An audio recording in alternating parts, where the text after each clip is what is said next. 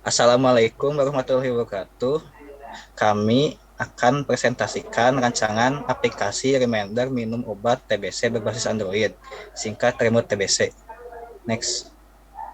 Kami dari kelompok satu terdiri dari anggota yaitu yang pertama Aris Mulyadinata, yang kedua Mahmud Rojat Adrianto, yang ketiga Ilham Alamsyah, yang keempat Rubianur Najmi Kamal, yang kelima M. Naufal Al-Sidki yang berhalangan karena sakit. Next. Latar belakang.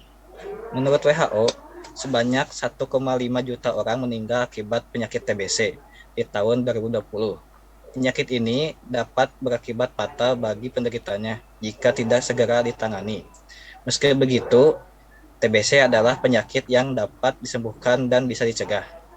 Akan tetapi, banyak orang penderita TBC yang tidak disiplin dalam meminum obat sesuai jadwal yang dianjurkan dokter. Adapun faktor pasien penderita TBC yang tidak disiplin minum obat antara lain masa pengobatan yang lama sehingga jenuh, kurang nafsu makan, dan komunikasi yang buruk dengan penyedia layanan kesehatan. Next. Tujuan penelitian. Tujuan penelitian ini adalah untuk meningkatkan persentase kesembuhan penyakit TBC dengan aplikasi berbasis Android, agar pengidap penyakit TBC bisa disiplin dalam meminum obat tepat pada waktunya. Next. Manfaat penelitian. Manfaat penelitian bagi peneliti yang pertama untuk menambah wawasan tentang ilmu kesehatan dan kewaspadaan terhadap penyakit TBC. Kedua, sebagai aplikasi dari pembelajaran materi selama perkuliahan. Next. Objek peneliti, manfaat peneliti bagi objek penelitian yang pertama meningkatkan persentase kesembuhan penyakit TBC. Kedua, mendisiplinkan pengidap TBC untuk minum obat tepat pada waktunya. Manfaat bagi peneliti lainnya diharapkan bisa menjadi landasan untuk peneliti lainnya yang berkaitan dengan mendisiplinkan terhadap minum obat TBC. Lingkup penelitian. Batasan lingkup penelitian ini agar peneliti fokus dan terarah. Lingkup penelitian terdiri dari mengurai batasan masalah, kebutuhan teknis dan non-teknis, prosedur tertentu, dan hal lainnya yang relevan dengan topik dan judul penelitian. Yang pertama, aplikasi yang dibuat hanya terbatas sebagai alarm reminder minum obat TBC. Kedua, aplikasi yang dibuat diperuntukkan untuk hanya pengguna handphone Android. Selanjutnya akan dilanjutkan oleh Mahmud. Waktu dan tempat penelitian dilaksanakan pada bulan April 2022 di Jalan Puter nomor 3, Sedang Serang, Kecamatan Coblong, Kota Bandung. Penelitian terdahulu menurut Faisal tahun 2021 berjudul Edukasi dan Interaktif Nursing Reminder dengan pendekatan self-management untuk meningkatkan kepatuhan minum obat dan kualitas hidup pasien tuberkulosis. Yang kedua, penelitian sebelumnya Muhammad Ari Aprilian Nor tahun 2021 yang berjudul Peran Inovasi dalam Pelayanan Obat dengan kotak pengingat minum obat TB terhadap pasien TB di Puskesmas Banjarmasin Indah.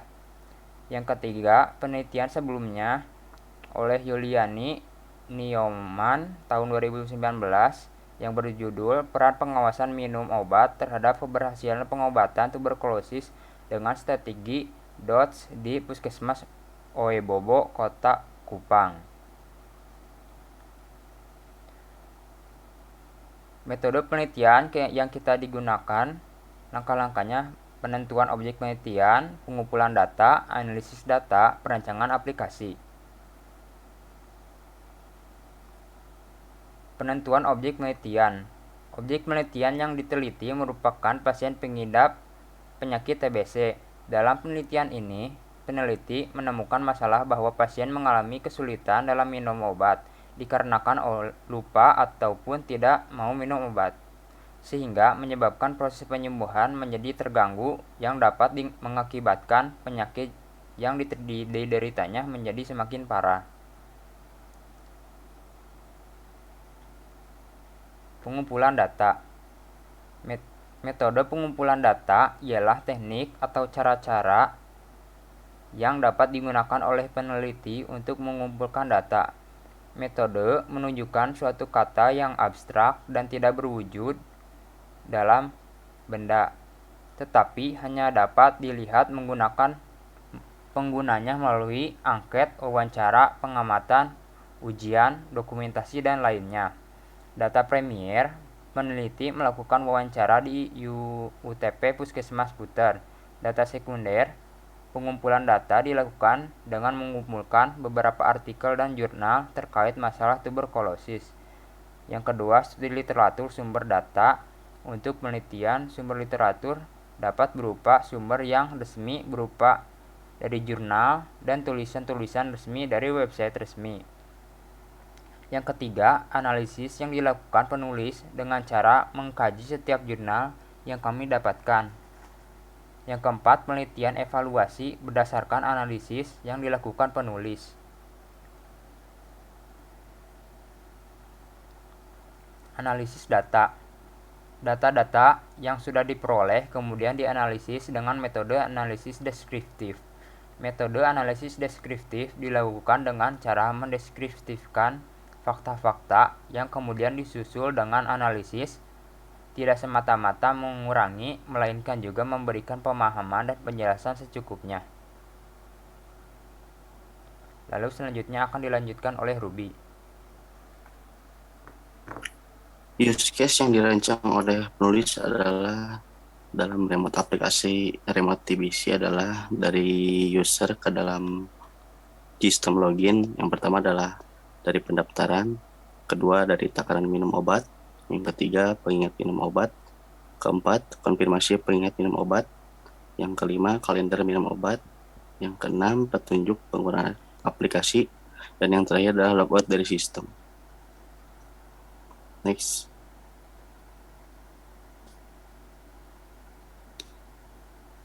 Activity diagram pendaftaran yang dirancang oleh penulis adalah yang pertama yaitu dari user terlebih dahulu dengan melakukan pendaftaran. Setelah itu memasukkan nama, umur, email, serta password yang akan diautoris ke dalam sistem. Setelah itu didirect dan disimpan datanya ke dalam sistem.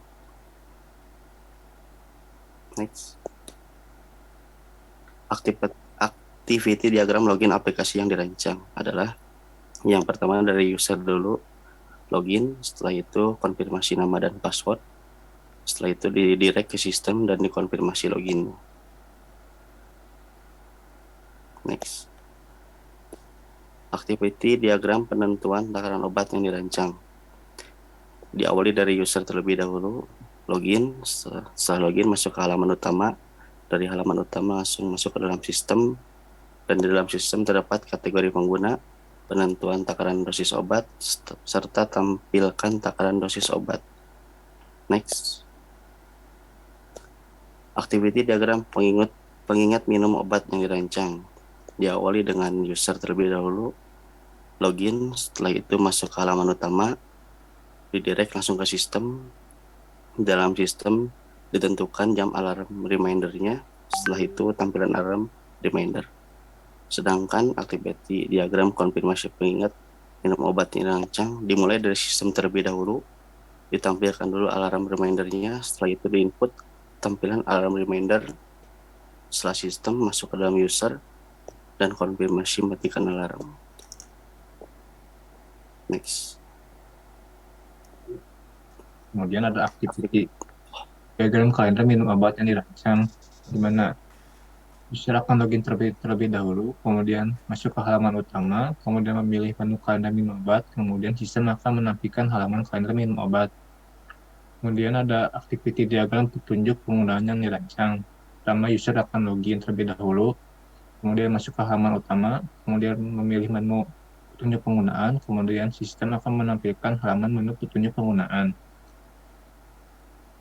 Berikut ini ada relasi model yang kami gunakan sebagai database, di mana terdapat database tabel pengguna, tabel riwayat, tabel kategori, tabel obat, tabel alarm, tabel aturan, dan tabel obat kategori.